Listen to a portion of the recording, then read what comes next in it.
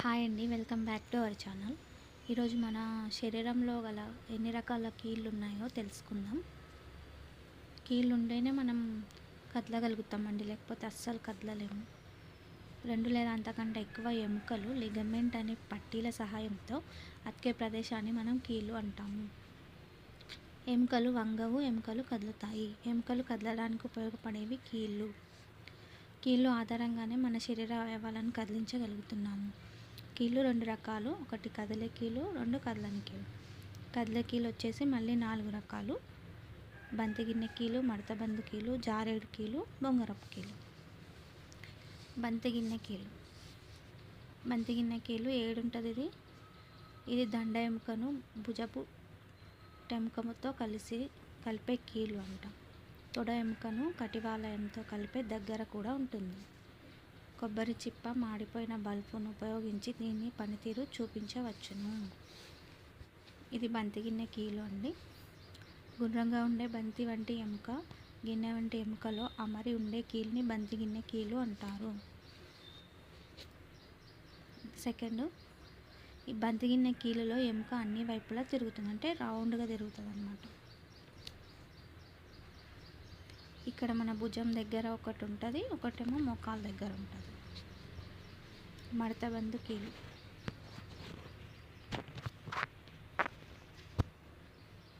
తలపు మడతబందులాగా దీనికి కూడా ఒకవైపు మాత్రమే వంగే స్వభావం ఉంటుంది. అంటే అది అన్ని వైపులా వంగదన్నమాట, ఒకవైపు మాత్రమే వంగుతుంది. ఒక పరిధి వరకు మాత్రమే చేతిని వెనుకకు మడవగలగం. మన మోచేతి దగ్గర ఉంటుంది మడతబందు కీలు. ఇవి ఆహారాన్ని తినేటప్పుడు మోచేతిని కదిల్చేటప్పుడు సహాయపడతాయి. ఎక్కడ ఉంటాయంటే ముంజేతి దగ్గర, అంటే మోచేయి మోకాలు దగ్గర, కాలు వేళ్ళు దగ్గర, చేతి వేళ్ళ దగ్గర. మన చేతి వేళ్ళు, కాలు వేళ్ళు ఉంటాయి కదా, అక్కడ కూడా మడతబంద కీలే ఉంటాయి. అంటే వన్ సైడే మడుపుతాము, ఇంకో సైడ్ మడపడానికి రాదన్నమాట. ఇక మోకాలు దగ్గర మడతబంద కీలు. నెక్స్ట్ జారేడు కీలు. దీనిలో ఎముకలు ఒకదానిపై ఒకటి జరుగుతాయి, పని అవగానే మరలా యథాస్థితికి వస్తాయి. క్రింద పడిన వస్తువుని నడుము వంచి తీసుకొనుటకు సహాయపడతాయి. ఏంటి? జారేడు కీలు. తాళాన్ని తాళం చేతితో తిప్పుతూ తెరిచేటప్పుడు ముంజేతి ఎముకల కదలికను కారణమైన కీలు జారేడు కీలు. ఎక్కడ ఉంటాయి అవి? చేతి మణికట్టు వద్ద. మన మణికట్టు ఉంటుంది కదా, చేయి మణికట్టు, అక్కడ ఉంటుంది. వెన్నెముకలోని వెన్నుపూసల మధ్య ఉంటాయి. అమరికల చీల మండ వద్ద కూడా జారేడు కీళ్ళు ఉంటాయి. నెక్స్ట్ 4వది బొంగరపు కీలు. మెడలో ఉండే కీలుని బొంగరపు కీలు అంటారు.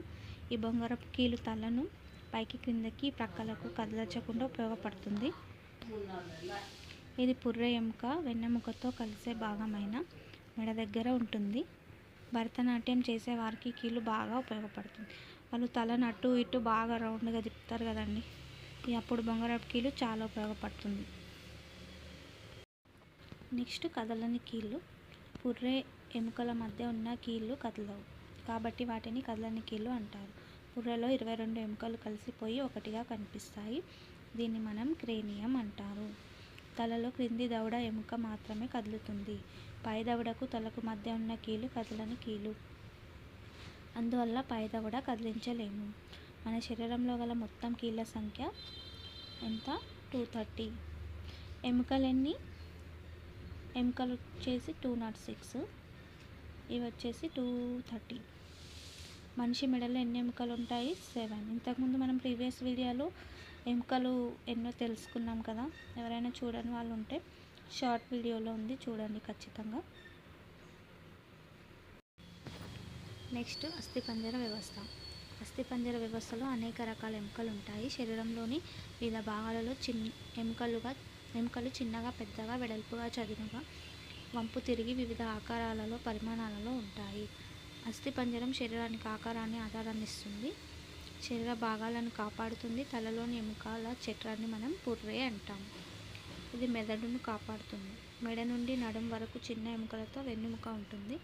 ఇది శరీరాన్ని నిటారుగా ఉంచుతుంది. వెన్నెముక అనేది మన శరీరాన్ని నిటారుగా ఉంచుతుంది. దీనిలో వెన్నుపాము ఉంటుంది. కాల్షియం ఎముకలను దృఢంగా ఉంచుతుంది. పాల ఉత్పత్తులు, ఆకుకూరలో కాల్షియం ఎక్కువగా ఉంటుంది. ఎముకలకు సంబంధించిన వైద్యం చేయ డాక్టర్ని మనం ఆర్థోపెడిషియన్ అంటాము. ఎముకలు శరీరానికి ఒక ఆకారాన్ని ఇస్తాయి. రోజు శరీరానికి ఎండ తగలడం వల్ల డి విటమిన్ లభిస్తుంది. దీనితో ఎముకలు చర్మం ఆరోగ్యకరంగా ఉంటుంది. నెక్స్ట్ లిగమెంటు సంధిబంధనం. రెండు ఎముకలను కలపడానికి ప్రత్యేకమైన కండరపు తంతువులు ఉంటాయి. వాటిని లిగమెంట్స్ అంటాము. ఇది లిగమెంట్ యొక్క పటము. లిగమెంట్కి మరొక పేరు వచ్చేసి సంధిబంధనం. లిగమెంట్ ఎముకలను సంధి తలాలతో కలిపి ఉంచుతుంది. లిగమెంట్లోని తంతులు ఏ పదార్థ నిర్మాణం అంటే కొల్లాజెన్ అనే ప్రోటీన్ పదార్థ నిర్మాణం. నెక్స్ట్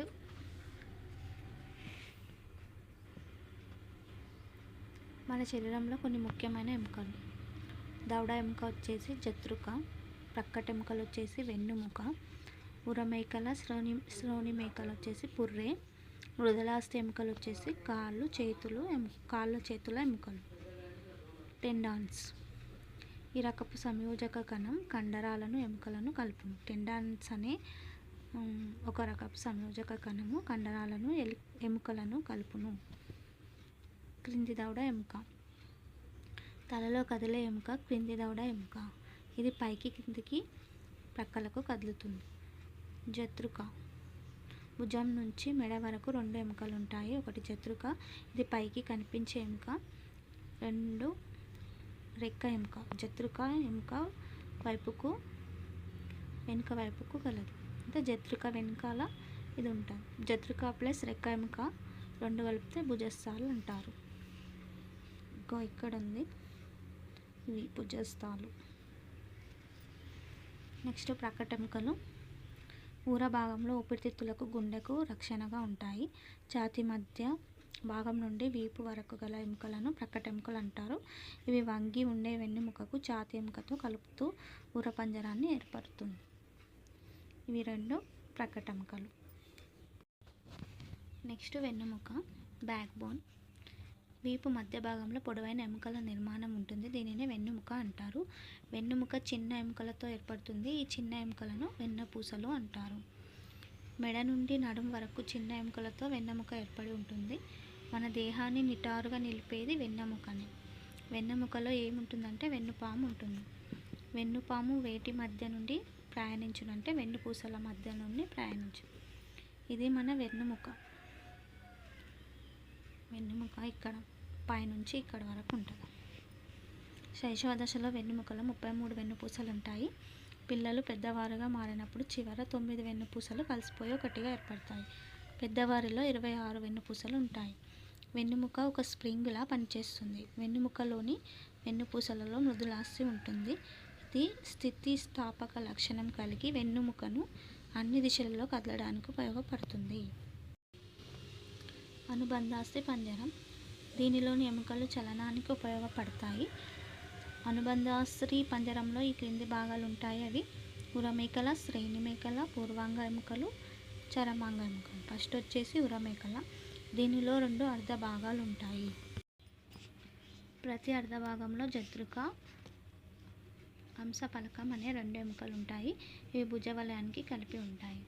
శ్రోణిమేకల. దీనిలో 2 సమాన అర్ధ భాగాలు ఉంటాయి. కింది కటివలయ ఎముకలతో తయారవుతుంది. 2 వైపులా ఒకే విధమైన ఎముక ఉంటుంది.